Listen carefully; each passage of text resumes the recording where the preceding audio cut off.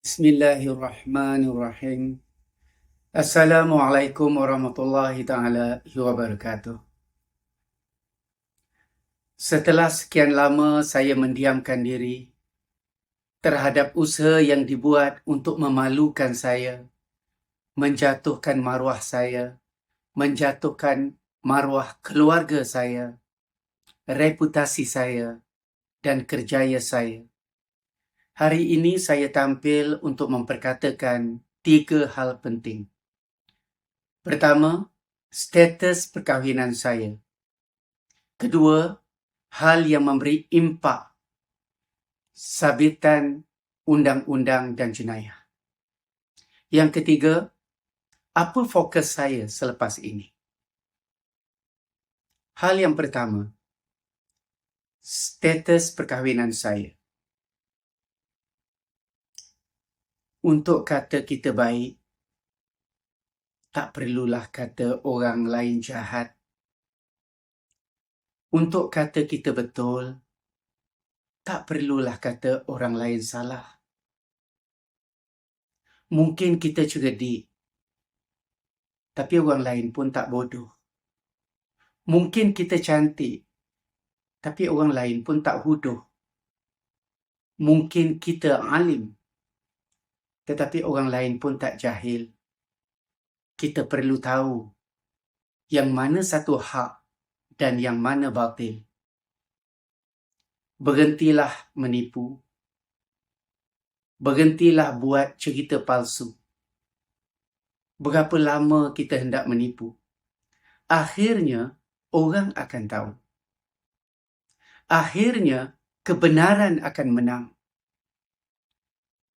Memang benar, saya telah menikah dengan Siti Munirah binti Abdul Ghani. Memang benar, bekas isteri saya tidak setuju berpoligami. Memang benar, telah banyak kali bekas isteri saya mengugut, mendesak, meminta saya menceraikannya. Memang benar, ini bukan satu keputusan yang mudah. Setelah 34 tahun kami bernikah. Dan Allah SWT telah anugerahkan kami 4 orang cahaya mata. Memang benar, saya telah menunaikan permintaan bekas isteri saya. Memang benar, saya telah melafazkan cerai terhadapnya pada 2 hari bulan Ogos 2023 di Masjid Ar-Rahman, Bangsa Kuala Lumpur. Memfailkannya di mahkamah pada 7 Ogos 2023 dan memberi audio lafaz cerai kepada bekas isteri saya pada 8 Ogos 2023 melalui aplikasi WhatsApp. Memang benar, mahkamah telah sahkan penceraian kami pada 5 September 2023. Saya tidak mahu mengulas apa yang terjadi di antara kami sehingga membawa kepada penceraian. Kerana itu adalah hal pribadi. Apabila kita menggunakan pertimbangan akal, bukan emosi, kita akan faham.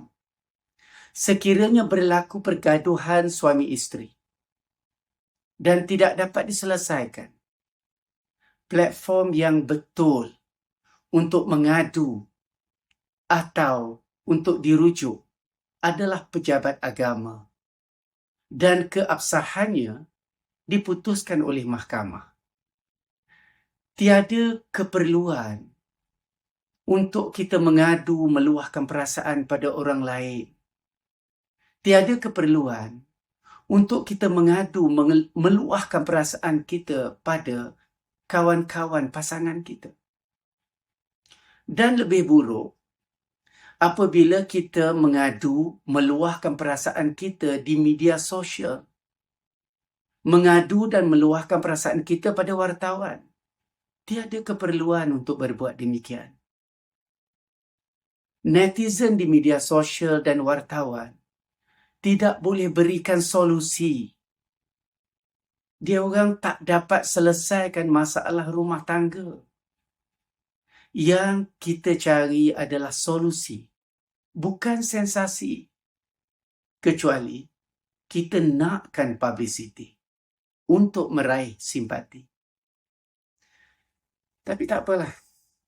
Apa yang terjadi telah pun terjadi. Saya percaya pada rukun iman. Saya percaya kepada qada dan qadar. Ini bahagian saya. Saya redha. Saya percaya perancangan Allah jauh lebih baik. Saya percaya dengan rahmat Allah. Pasti ada kebaikannya untuk kami berdua di masa akan datang. Hakikatnya, bermula 2 Ogos 2023, perkahwinan kami telah pun berakhir. Jadi untuk itu, tiada keperluan lagi untuk membicarakan tentang perkahwinan kami. Kerana kami bukan lagi suami isteri. Hal yang kedua yang mempunyai sabitan jenayah, ghibah dan juga fitnah. Satu video telah ditularkan oleh bekas isteri saya melalui TikTok, Instagram, IG Story, Facebook dan diupload pula oleh ramai pihak di YouTube yang menyentuh tentang saya, tentang isteri saya Siti Munirah, tentang keretanya, anak lelaki saya Amir Syafiq dan juga teman wanitanya Iza Idani. Berita ini telah ditonton oleh jutaan orang melalui pelbagai platform, termasuk melalui aplikasi WhatsApp. Akibat daripada perbuatan ini, perbuatan yang jahat ini, saya telah dihina, dicemuh, dicaci, dibenci oleh masyarakat melalui pelbagai media sosial dan juga aplikasi. Ini telah benar-benar menjatuhkan maruah saya, menjatuhkan reputasi saya yang telah saya bina sejak tahun 1982. Saya telah berjuang dan berbakti dalam bidang seni ini sejak 41 tahun yang lalu. Saya berkorban masa dan kederat dalam tempoh yang amat panjang, tempuhi pelbagai cabaran, berkorban wang ringgit yang jumlahnya sangat banyak untuk saya berjaya sebagai pelakon drama TV, filem, teater dan juga radio. Untuk berjaya sebagai penulis skrip filem, drama dan hiburan TV. Menjadi penerbit album, penyanyi, pemuzik, komposer dan penulis lirik. Pengacara TV untuk acara protokol dan juga komersial. Untuk menjadi usahawan dan jutawan networking. Jadi international speaker, business coach. Saya tidak pernah dihina sebegini rupa oleh masyarakat. Hanya kerana isu ini, semua rekod kejayaan itu terpadam.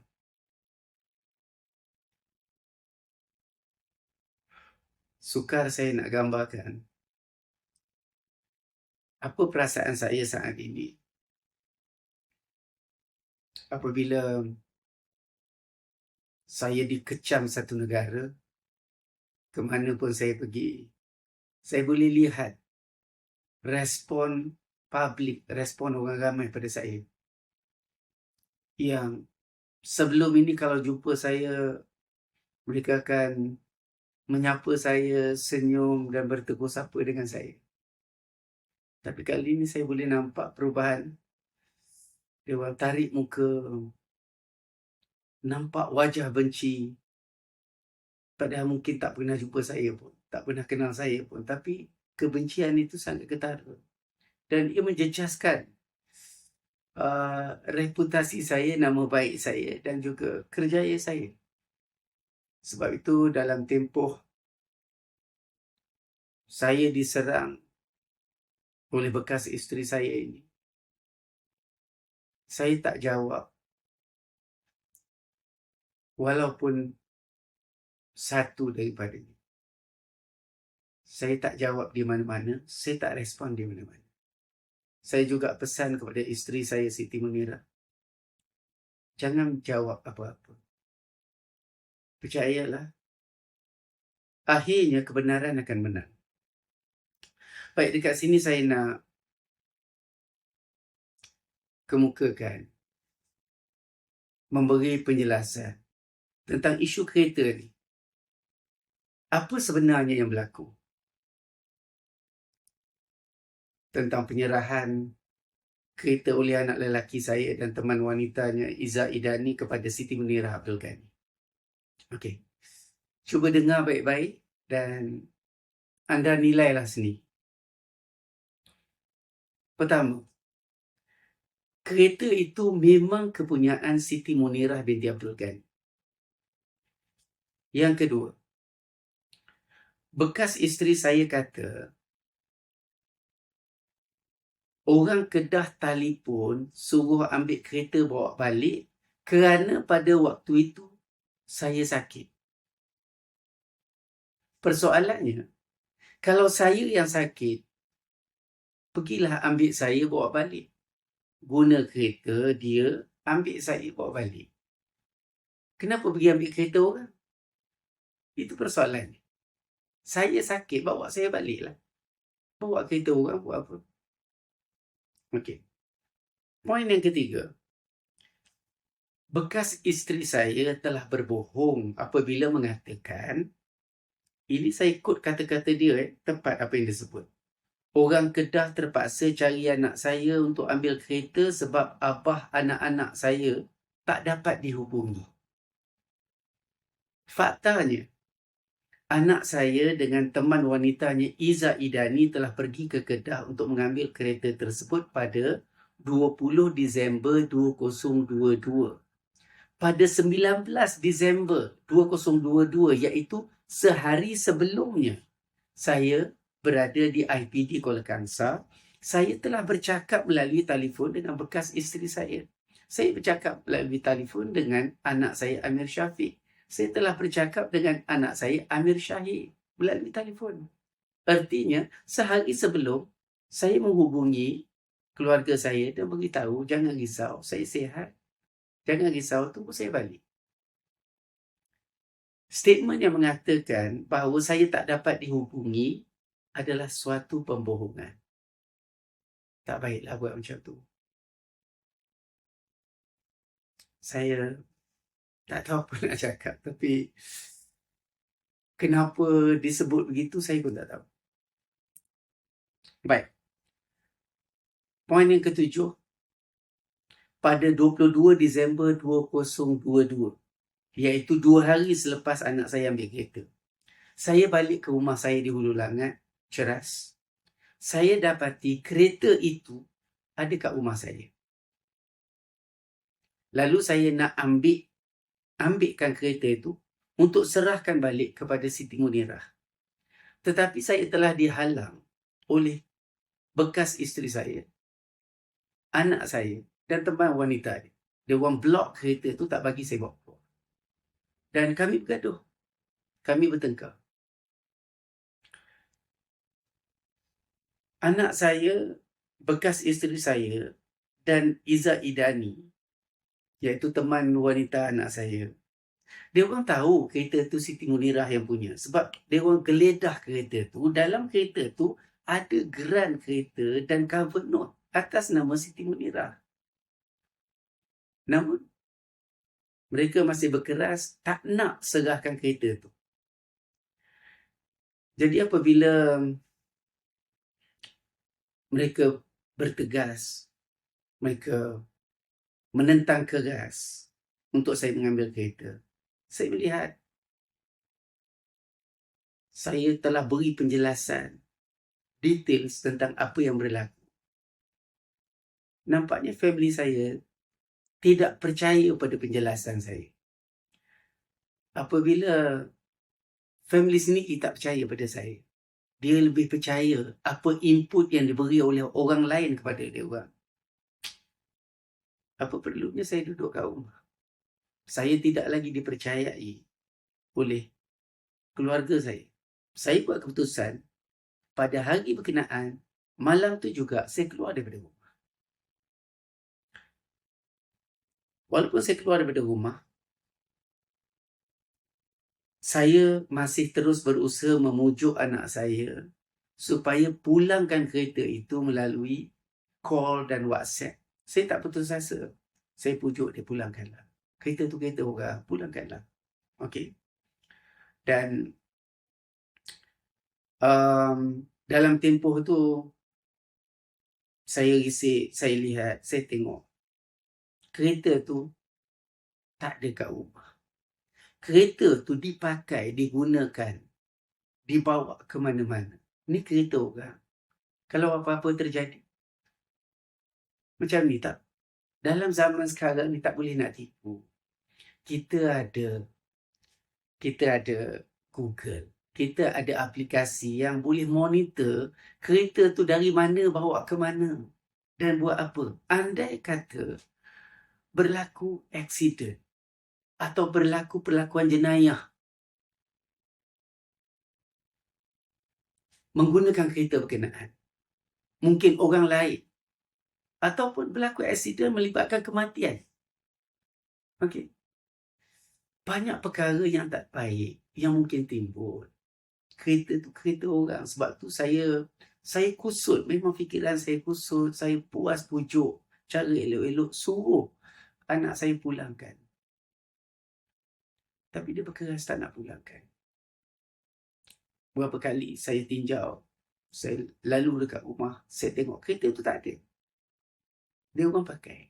Tapi dia kata dia tak pakai. Saya balik, saya tanya, saya call, saya WhatsApp. Banyaklah ikhtiar yang saya buat. Tak naklah saya ceritakan semuanya kat sini. Tapi berapa lama berlanjutan? Dari 22 hari bulan saya keluar daripada rumah. 22 hari bulan Disember 2022.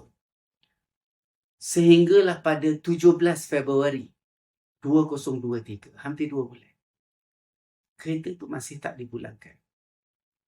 Akhirnya, Siti Munirah, isteri saya, berbincang dengan ayahnya tentang status kereta tu. Sebab kereta tu Siti Munirah pakai, ayah dia pun pakai. Jadi mereka berbincang anak beranak, buat keputusan untuk buat report polis. Itu je cara untuk ambil kereta tu balik. Jadi apabila saya tahu mereka nak buat report polis, saya minta satu, okey, untuk menjaga hubungan jangka panjang dengan bekas isteri saya. Saya minta Siti Munirah jangan masukkan nama bekas isteri saya sebagai orang yang mencuri kereta. Okey? Walaupun dia yang suruh ambil dan dia yang bagi duit minyak pada anak saya supaya pergi ambil kereta tu. Okey? Dan alhamdulillah Siti Munirah setuju. Kita namakan yang mengambil kereta tu secara tak sah adalah Amir Syafiq dan juga Iza Idani. Kerana secara fizikalnya yang pergi ambil adalah mereka berdua. Bukan bekas isteri saya. Okay.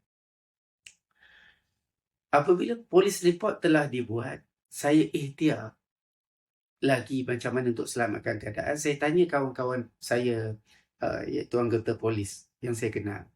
Apa akibat daripada report polis ini? Jadi kawan saya beritahu, ada dua. Pertama, polis akan pergi tangkap anak Datuk Andy, direman. Kemudian kalau dibawa ke mahkamah, dibicarakan, kalau disabitkan kesalahan, boleh didenda dan masuk penjara. Itu akibat daripada. saya tanya kawan saya, ada tak cara untuk menyelamatkan keadaan ini? Dia bagi beberapa pandangan. Di antaranya, serahkan balik secara baik, secara elok. Jadi, saya pun hubungi anak saya nasihatkan anak saya kata, Syafiq macam ni, masalah mak dengan abah, biar abah selesaikan. Kereta orang ni pulangkan balik, Syafiq. Okay? Sebab mak dengan abah itu soal peribadi. Kereta orang kena pulangkan sebab boleh dicas sebagai curi kereta. Dan untuk pengetahuan Syafiq, sekarang ni polis report dah dibuat. Polis boleh ambil Syafiq pada bila-bila masa. Saya forwardkan dia juga satu mesej melalui WhatsApp. Saya kata, mesej itu adalah tentang bagaimana orang yang mencuri telur ayam, okey, 30 biji telur ayam, disabitkan kesalahan 2 tahun penjara. Cuba Syafiq bayangkan, ini curi kereta. Jadi saya beritahu dia akibat daripada kalau polis tangkap. Pertama, tolonglah bagi kerjasama, serahkan balik elok-elok. Sebab kalau sehingga polis tangkap, akan mencemar nama baik keluarga. Keluarga kita akan malu. Dan berita akan keluar. Anak Andy Lala ditangkap kerana curi kereta. Nama kakak pun akan terpalit. Adik Sheila Hamzah ditangkap kerana curi kereta. Tolonglah Syafiq bagi kerjasama. Saya pujuk dia. Akhirnya dia bersetuju untuk serahkan balik. Okey. Jadi saya meminta saya minta nasihat daripada kawan-kawan saya yang mahir tentang undang-undang, bagaimana untuk buat serahan itu. Jadi atas nasihat dia orang tu, saya draftkan maklumat yang perlu diisi, yang perlu disebut ketika penyerahan supaya melindungi kedua-dua belah pihak. Saya tak naklah anak saya direman, ditangkap dan dimalukan. Saya tak nak itu. Untuk mengelak itulah saya usahakan. Alhamdulillah. Anak saya bersetuju. Tetapi serahan kereta itu tidak dibuat di rumah saya, tapi kami buat di luar. Okey. Jadi senarai barang-barang berharga, dokumen penting seperti pasport dan lain-lain turut direkodkan dalam penyerahan semula itu. Jadi kita ceklah sebab dalam kereta tu ada duit, ada barang-barang berharga, ada dokumen penting termasuk pasport kami berdua. Jadi ketika serahan itu, okey, kenapa saya nampak subur dan tak terurus pada masa itu? Kerana saya memang betul-betul tertekan. Isu ini berjalan selama hampir 2 bulan. Bukan kerana saya disihir oleh isteri saya, Siti Munirah. Itu fitnah. Saya memang dalam keadaan memang tertekan pada masa itu. Sebab tu nampak sukun. Dan saya sendiri merakam video penuh. Daripada mula sampai akhir, saya rakam video penuh. Okey. Di hujung sesi penyerahan itu, saya menyedari teman wanita anak saya iaitu Iza Idani ada merakamkan video. Saya pelik juga kenapa dia rakam video. Tapi saya biarkanlah. Mungkin untuk simpanan peribadi dia. Sebab dia juga dituduh sebagai pencuri. Sebab dia pergi ambil kereta tu dengan anak saya secara tidak sah. Siti Munirah tidak pernah suruh mana-mana pihak termasuk family saya untuk ambil kereta tu. Jadi hakikatnya kereta tu diambil secara tak sah, membawa maksud kereta itu dicuri. Jadi saya tak sangka pula Iza Idani ni dia berikan video ni pada isteri saya.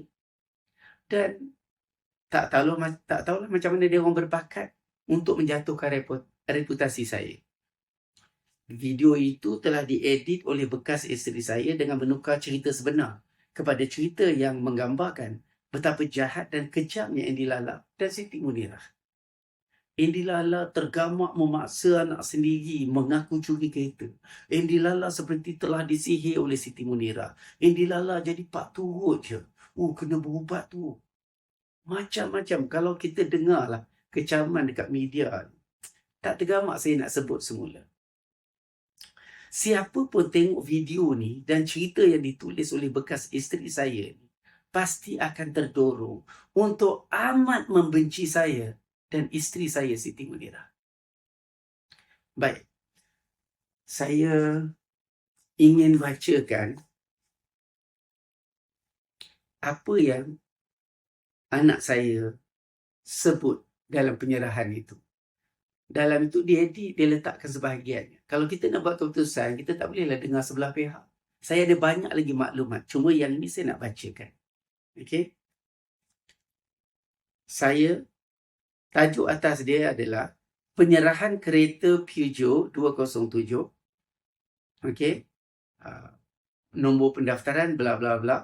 Dan barang-barang serta dokumen di dalamnya.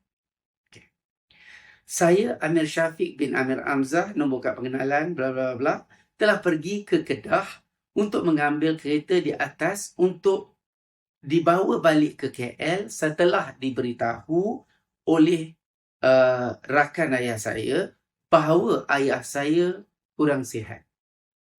Saya menyangka kereta itu adalah kepunyaan ayah saya. Apabila saya mengetahui bahawa kereta tersebut adalah milik Siti Munirah binti Abdul Ghani, saya menyedari bahawa tindakan saya itu adalah satu kesalahan yang boleh membawa tafsiran saya mencuri kereta orang. Oleh itu, saya dengan rasa kesal menyatakan permohonan maaf dan ingin memulangkan semula kenderaan dan barang-barang yang ada di dalam kereta tersebut kepada pemiliknya. Pada tarikh 21/12/2022 sehingga 19 hari bulan 2 2023, kereta dan barang-barang tersebut adalah di dalam jagaan saya. Sekiranya ada apa-apa berlaku dalam tempoh tersebut, saya bersedia memberi kerjasama bagi menyelesaikannya. Okey. Jadi ada tanda tangan. Okey. Sekian penjelasan saya. Ada tanda tangan Amir Syafiq bin Amir Amzah dan juga Iza Idani binti Cik Saleh. Dan ada juga tanda tangan, dengan ini saya, Siti Munirah binti Abdul Ghani, menerima permohonan maaf daripada Amir Syafiq dan Iza Idani pada tarikh 19 hari bulan 2 jam 10.26 malam. Dalam catatan kita dekat sini, kereta telah dipulangkan, tetapi dokumen-dokumen penting, beberapa barang masih lagi belum dipulangkan, terutama pasport kami berdua. Jadi saya mengambil kesempatan ini untuk meminta kepada bekas isteri saya. Kita pun dah bercerai cara baik. Tak perlulah kita berbalah atau bergaduh. Tak boleh, kita dah tua dah. Saya ambil kesempatan ini, saya minta sangat-sangat supaya pulangkan balik pasport saya yang dicuri oleh isteri saya. Pulangkan balik pasport saya yang dicuri oleh bekas isteri saya. Dan pulangkan balik pasport isteri saya, Siti Munirah. Masa mula-mula saya balik, saya kata, mana pasport? Dia kata tak tahu. Memang tak ada. Dia tak mengaku dia curi. Tapi akhir saya tahu pasport tu ada pada dia. Ada beberapa bukti menunjukkan memang pasport tu di tangan dia. Dan saya juga nak mengambil kesempatan ini untuk minta sangat-sangat supaya dapat kita selesaikan ini dengan cara yang baik. Pertama, saya nak minta supaya janganlah gelar atau labelkan Siti Munirah sebagai penyondol. Ini tidak benar sama sekali. Kerana dia memang tak pernah sondol saya atau mengorat saya. Tak pernah. Saya yang approach. Memang pada awalnya dia pun tak nak saya. Saya approach. Akhirnya, saya pergi minta restu daripada ayah Siti Munirah. Apabila ayah Siti Munirah setuju, maka kami pun bernikah. Jadi adalah tidak benar Siti Munirah sondol saya. Jika benar dia sondol, sekarang ni ada akta yang boleh dibawa ke tengah, boleh dibawa ke mahkamah. Sabit kesalahan, ada denda yang dikenakan. Tindakan tu boleh diambil. Tapi percayalah, Siti Munirah tak sondol saya yang melamar dia secara sah. Saya minta sangat-sangat kepada orang yang menggelar atau sebut Siti Munirah sebagai sondol itu, cubalah sebaik mungkin, turunkanlah balik. Kerana melabelkan orang ni satu dosa. Dosa ini terus berkembang apabila orang upload di media sosial, disebarkan hingga berjuta orang tengok ni. Dan dia akan jadi jariah dosa yang akan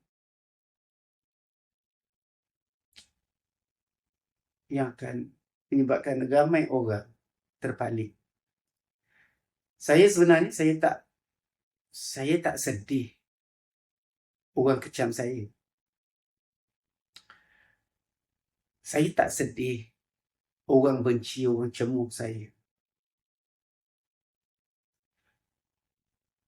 Saya tak marah pun orang kecam, orang benci, orang cemooh saya.